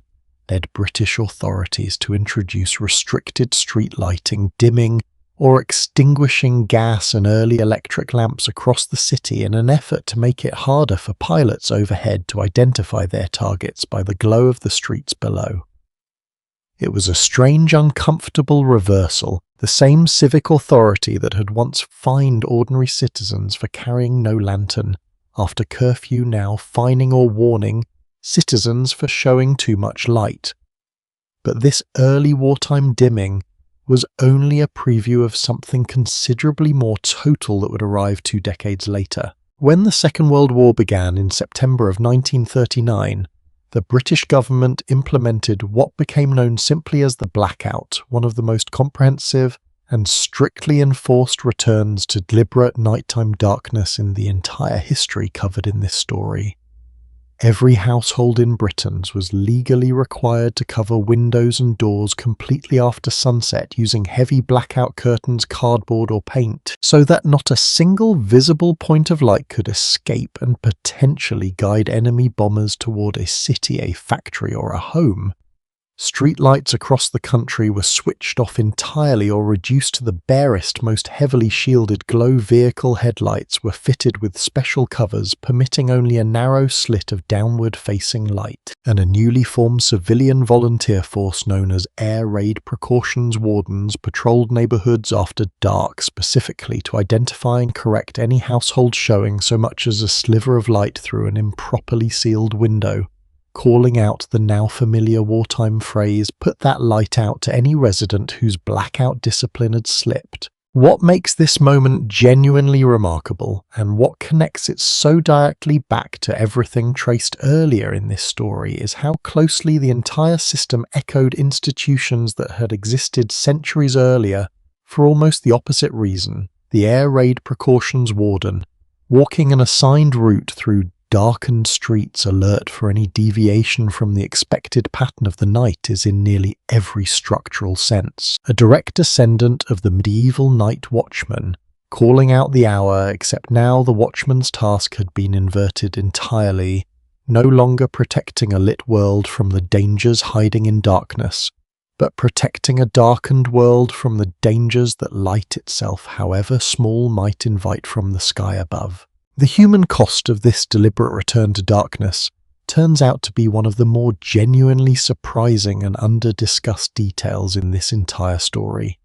Official British transport records from the early months of the blackout, particularly the winter of 1939 into 1940, show a sharp and severe increase in road traffic fatalities, with some monthly figures during that period showing pedestrian deaths roughly double what they had been in the equivalent months before the blackout began. Pedestrians, drivers and cyclists alike suddenly navigating streets stripped of the lighting infrastructure that an entire population had grown up simply assuming would always be there. Struggled badly with the abrupt reversal, and government safety campaigns soon followed, encouraging citizens to carry white handkerchiefs, wear light-coloured clothing or carry small hand torches dimmed with tissue paper, practical, almost desperate improvisations attempting to recreate in miniature some fraction of the visibility an entire century of gas and electric lighting had trained people to expect without a second thought. It is a genuinely striking historical detail, easy to overlook amid the larger, more famous story of the Blitz itself, that in those first blackout months, ordinary British civilians were, for a brief and largely forgotten period, statistically more likely to be killed crossing their own familiar streets in the dark than by the bombs the blackout had been designed to guard against in the first place. Beyond the practical danger, wartime accounts and later psychological studies of the home front describe something else worth pausing on: a genuine and widely reported resurgence of anxiety specifically tied to darkness itself among adult civilians who had spent their entire lives in electrically lit cities and had, in a very real sense, never needed to develop the older coping mechanisms their great-grandparents once relied on. Diaries and letters collected by the wartime social research organisation known as Mass Observation, which systematically gathered ordinary Britons' accounts of daily life throughout the war, include repeated descriptions of adults experiencing a kind of disorientation and unease navigating blacked-out streets that they explicitly compared to childhood fears of the dark they had assumed before the war they had long since outgrown. It is a genuinely telling detail, suggesting that the ancient fear traced across this entire story had never truly been eliminated by gaslight and electricity at all. It had simply gone dormant, quietly unused for a generation or two, waiting, as it turned out, for exactly the right circumstances to reawaken it in adults who believed with complete sincerity that they had left that particular fear behind in childhood for good. This dormant but persistent quality of the fear is something 20th century psychology eventually turned its attention toward, directly moving the conversation beyond wartime circumstance and into the clinical study of fear itself. The specific clinical term nyctophobia, referring to an excessive or irrational fear of darkness, or the night, entered wider psychological and medical use over the course of the 20th century, and researchers studying the condition have consistently found something that lines up closely with everything traced so far in this story: that mild, manageable unease around darkness remains extremely common across the general adult population, even in societies with abundant, reliable electric lighting, while a smaller percentage of individuals experience something considerably more severe, a fear intense enough to genuinely interfere with sleep, daily functioning, and overall quality of life. Surveys conducted across multiple developed countries throughout the later 20th and early 21st centuries have repeatedly found that a meaningful proportion of adults, not children, fully grown adults living in some of the most brightly, reliably lit cities in human history report some degree of persistent discomfort, specifically with darkness. Whether that means difficulty falling asleep without some source of light present, genuine reluctance to walk through an unlit space, even when they know it to be safe, or a lingering, hard to articulate unease that has no obvious rational basis in their actual daily life. Researchers studying this persistence continue to debate exactly why it holds on so tenaciously in populations that have, in any practical sense, almost entirely eliminated the genuine dangers that originally justified it many thousands of years ago. Some point back toward the evolutionary framework discussed earlier in this story, the idea that a mind built across hundreds of thousands of years to treat ambiguous darkness with automatic suspicion simply cannot be fully retrained within the span of a few electrically lit generations, regardless of how objectively safe modern nighttime environments have actually become. Others emphasize the ongoing cultural transmission of the fear itself, pointing out that even children raised in perfectly safe, brightly lit modern homes are still almost universally told stories, watch films, and absorb countless smaller cultural signals that continue reinforcing the old association between darkness and danger, meaning the fear may persist not purely through ancient biology alone, but through a kind of continuous cultural inheritance that each new generation ironically helps keep alive even as the genuine physical danger keeps receding further into the past. The evidence does not point cleanly toward either explanation alone, and most researchers working in this specific area now favor some blend of both consistent with the same, both working together. Conclusion reached earlier, when we examined the instinct versus invention debate directly. There is a rhetorical question worth sitting with here, because it captures something genuinely poignant about how fear moves through time in ways that outlast their original justification entirely. If an adult in a modern electrically lit city statistically safer from nighttime danger than almost any human being in the entire history traced through this story, still sometimes feels that old wordless unease walking to a parked car after dark, what does that tell us about how deeply a fear this ancient can root itself not in present circumstance, but in something considerably older and slower to change, carried forward across thousands of generations largely intact? What the blackout years reveal, perhaps more clearly than any other chapter in this story, is that the relationship between light and fear was never simply about physical illumination in any straightforward sense. It was and remains considerably more psychological than that, built around expectation, familiarity, and the deep, largely unconscious comfort of a predictable, well-lit environment. Remove that environment suddenly, even temporarily, even for entirely rational wartime reasons that any adult mind could easily understand and accept, and the old fear did not need to be taught again from the beginning. It simply woke up fully formed, waiting exactly where it had always been, underneath the electric light that had never actually erased it, only quieted it for a while. By the time the war ended and the lights of London and countless other cities across Europe came back on fully and permanently, an entire generation had been given something few generations before or since ever experienced so directly, a genuine lived comparison between a world with reliable artificial light and a world abruptly, deliberately stripped of it. And what that generation discovered, whether they ever articulated it in exactly these terms or not, was that the fear this entire story has followed since a woman first tended a fire in a shallow cave had never actually been defeated by gaslight or electricity or any of the remarkable infrastructure built across the centuries to push it back. It had only ever been managed, contained, and quietly kept at bay, waiting patiently in the corners the light could not quite reach for the moment, any moment when the light might not be there at all. What remained, once the war ended and the world settled back into its familiar electric glow, was a considerably quieter, more personal question, one that would not be answered by armies, engineers, or even wartime psychologists, but by ordinary people in ordinary homes, making small private decisions each night about exactly how much darkness they were still willing to accept, and exactly how much light even now they still quietly needed to leave on. What survived the war and outlasted it by the generations was not simply a private habit here and there. It became gradually, and almost without anyone deciding it deliberately, something built directly into the architecture, economics, and even the emotional geography of modern life in ways most people today have never paused to examine closely. Begin with something as ordinary as a streetlight, because the modern streetlight carries a history considerably more contested than its quiet, unremarkable presence would suggest.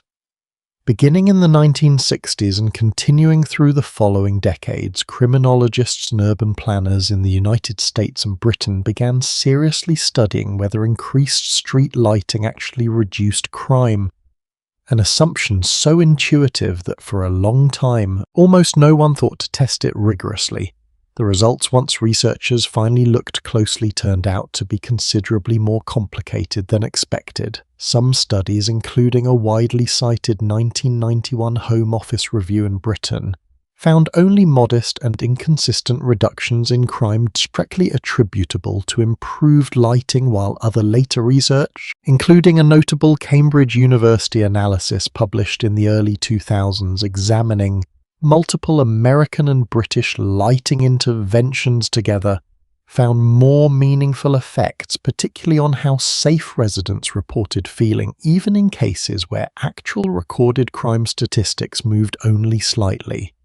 This gap between measurable crime reduction and reported feelings of safety turns out to be one of the more genuinely fascinating threads in this entire modern chapter, because it suggests that streetlights may do considerably more work managing fear itself than managing the actual underlying danger.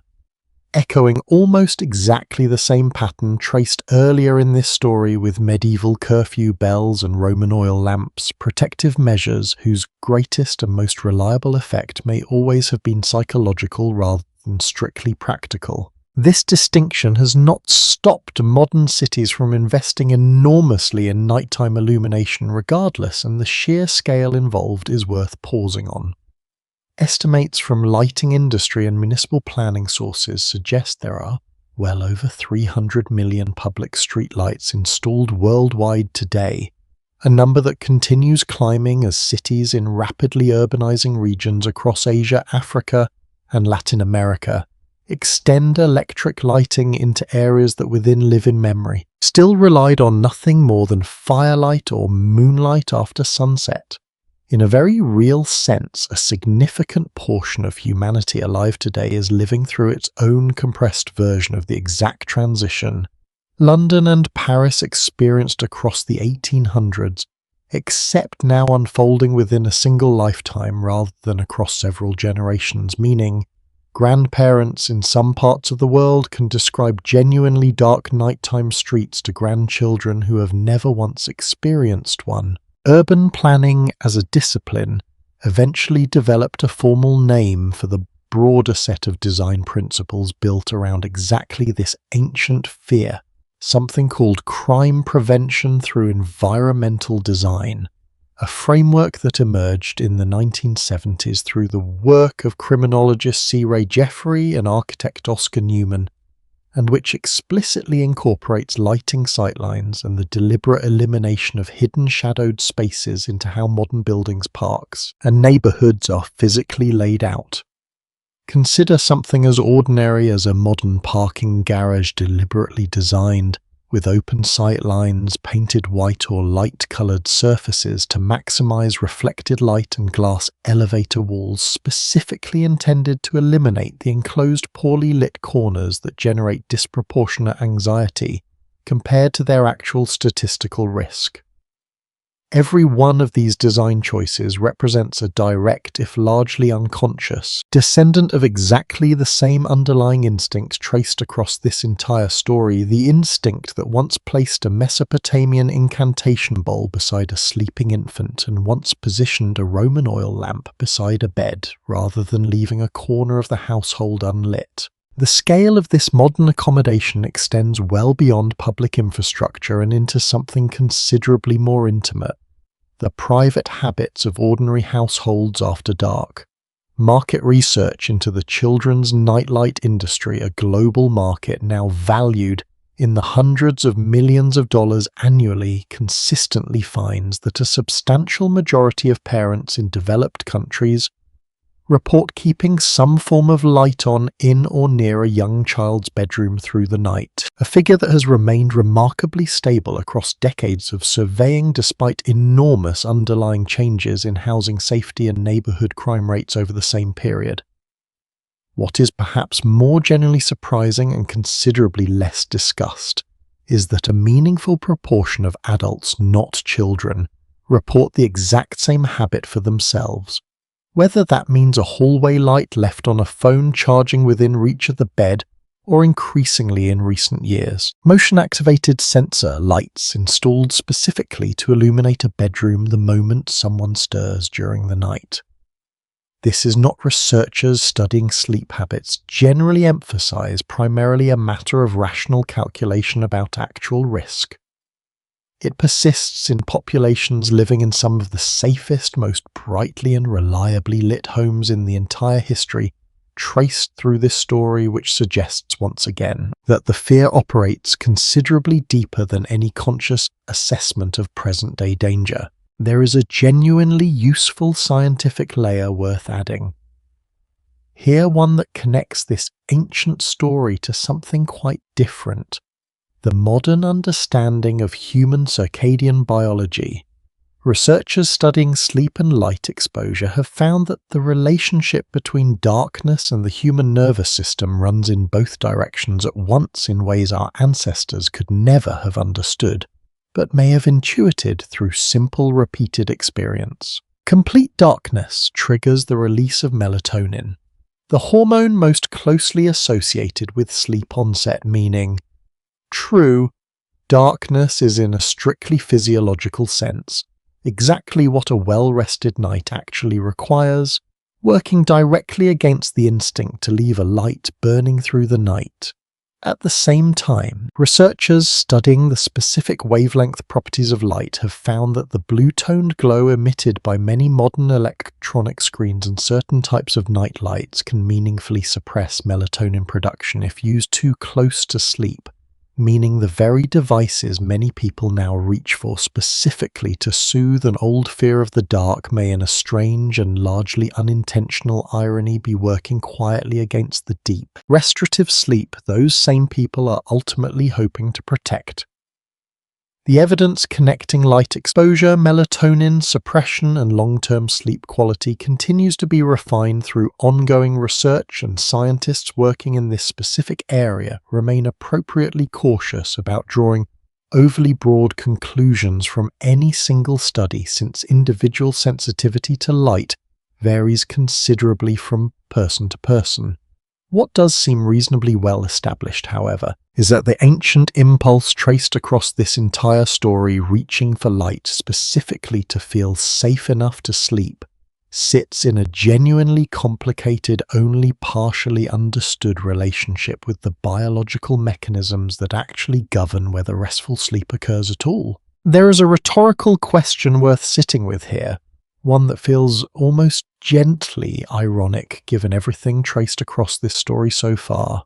If the deepest biological purpose of true darkness is to help the human body finally rest, and if the ancient fear of that same darkness has for hundreds of thousands of years pushed people toward keeping some form of light burning through the night, instead, has humanity spent its entire history working in a sense quietly against its own biology, comforted by exactly the thing that may make truly restorative sleep somewhat harder to reach? This tension shows up in genuinely unexpected corners of modern economic life as well, corners most people would never immediately connect to a fear this ancient. Real estate research conducted across several American and British housing markets has found measurable if modest price premiums associated with well-lit streets and properties near reliable nighttime lighting compared to otherwise comparable homes on poorly lit or unlit roads, a pattern researchers attribute largely to perceived safety, rather than any difference in actual documented crime statistics between the properties being compared. Property insurers in certain markets have historically factored lighting conditions into specific risk assessments for commercial properties as well, treating a well-lit parking area or entryway as a genuine, quantifiable reduction in liability risk. A modern actuarial calculation that, when you sit with it honestly, is not really so different in spirit from a medieval town weighing the cost of maintaining its curfew bell and night watch against the danger real or perceived that system was believed to prevent. Perhaps nowhere is this ancient fear more visibly, unapologetically alive in modern culture than in entertainment itself, an industry that has built an entire enduring genre almost entirely around deliberately temporarily reactivating a fear most of its audience would otherwise insist they had long outgrown. The horror film industry, worth many billions of dollars globally today, relies overwhelmingly on darkness-obscured visibility and exactly the kind of ambiguous, incomplete sensory information discussed earlier in this story,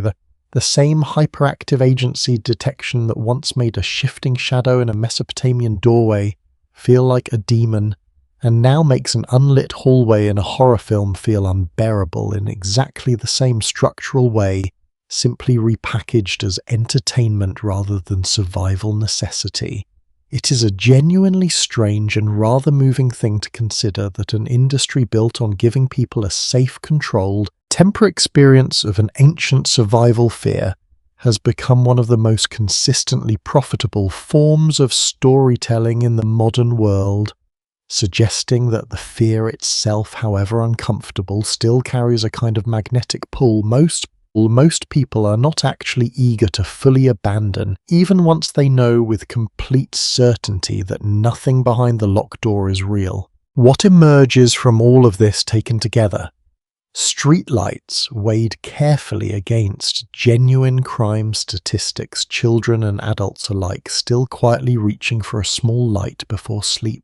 Circadian biology working in gentle tension with an ancient instinct it never quite anticipated real estate markets pricing safety, that statistics cannot always fully justify, and an entire entertainment industry built on briefly, safely reawakening a fear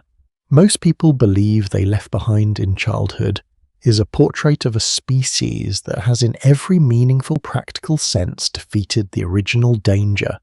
This fear was built to answer and yet has never once managed to fully retire the fear itself. It has only ever redirected it, softened it, priced it, packaged it, and occasionally profited from it, while the underlying instinct, patient and largely unchanged since a woman once sat awake beside a small fire in a shallow cave, continues quietly, doing exactly what it was built to do so many hundreds of thousands of years ago, whispering gently and without any real evidence left to support it that it might still be safer tonight to leave just one small light on. And it is that quiet, almost tender detail, a habit carried forward across an almost unimaginable stretch of human history, that brings this long story at last toward its close,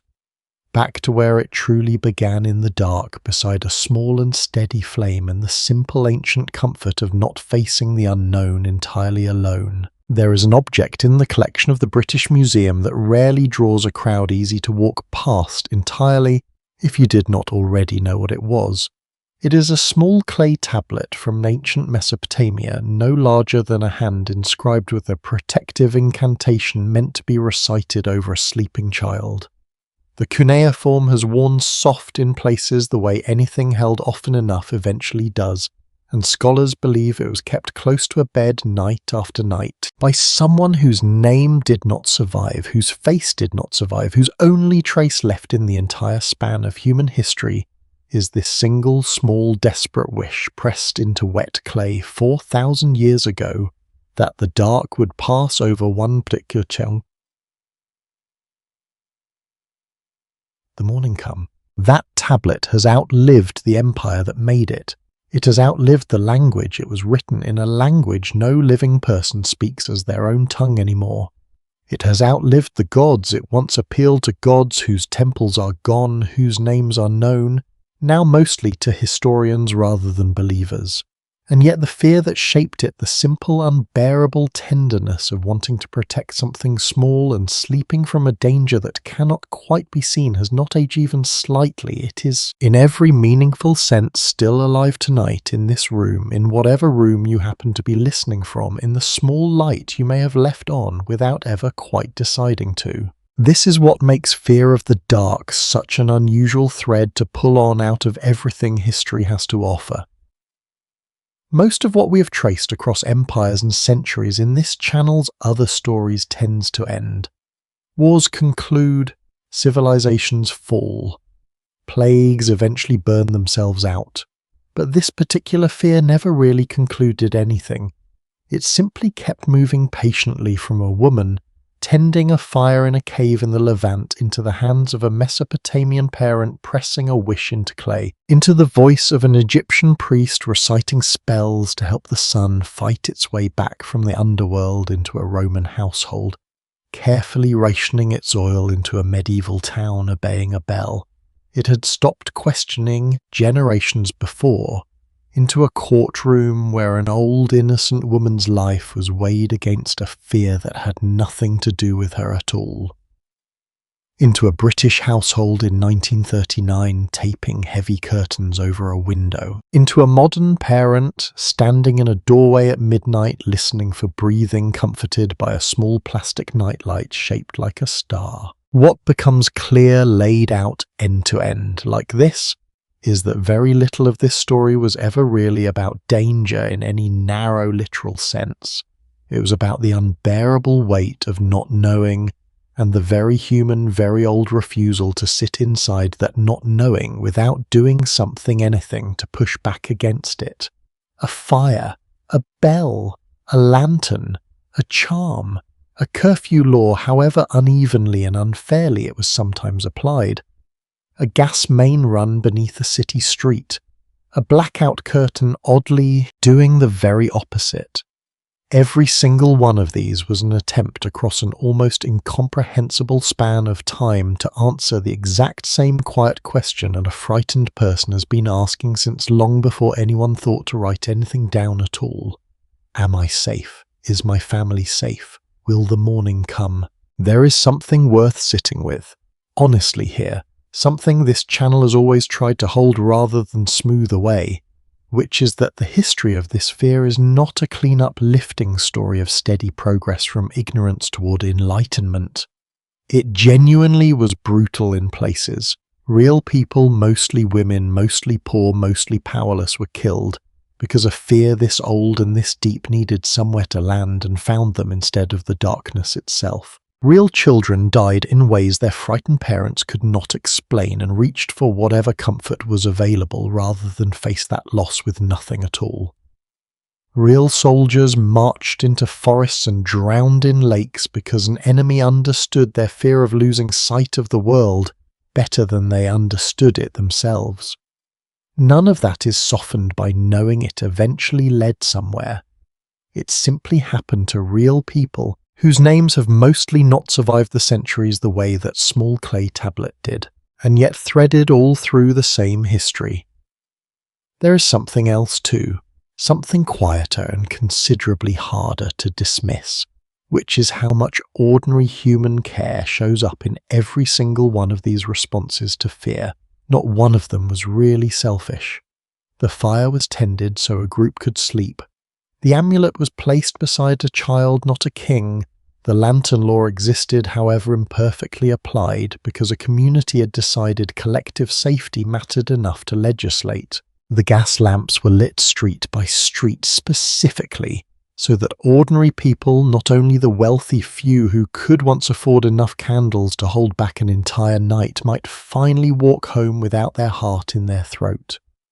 Even the blackout, dark and frightening as it genuinely was, existed because a nation had decided protecting its people was worth the terrible inconvenience of embracing willingly the very thing it had spent a century trying to escape. Power itself across this story turns out to be strikingly fragile next to something this old and this human.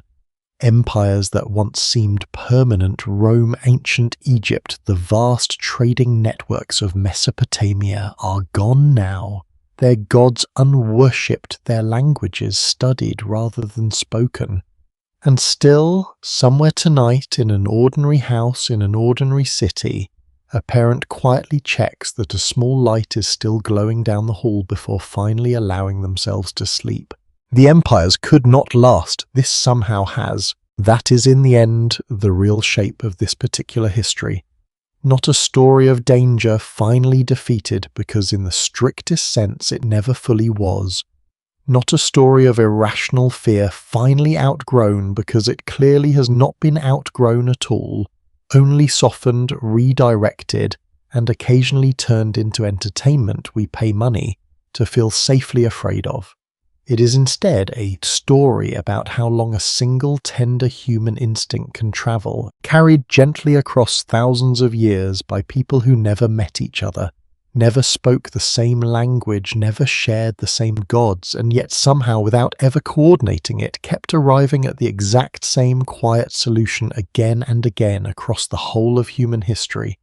Do not let the ones you love face the dark alone. It's worth letting the pace slow here at the very end, because that is really what this story has always been asking of us. Somewhere tonight, in a house, you will never see a parent walks quietly down a hallway. They pause outside a half-open door. Inside, a small shape sleeps beneath a blanket, and a little star-shaped light glows softly against the wall, steady, unremarkable, barely worth noticing. The parent does not think about Mesopotamia. They do not think about clay tablets or incantations or a woman who once sat awake beside a fire in a cave, so many thousands of years ago that her name was never written down anywhere at all. They simply feel for a moment that the room is safe, and then they close the door gently the way you might close a book you have finished for the night. That feeling did not begin with them. It will not end with them either. It has always been there quietly underneath everything. Older than any wall, older than any god given a name, older than fire itself in some deep original sense, waiting only for fire to give it a shape. Somewhere tonight, a child asks for one small light before sleep, and somewhere further back than anyone can truly measure an old fear older than memory finally rests.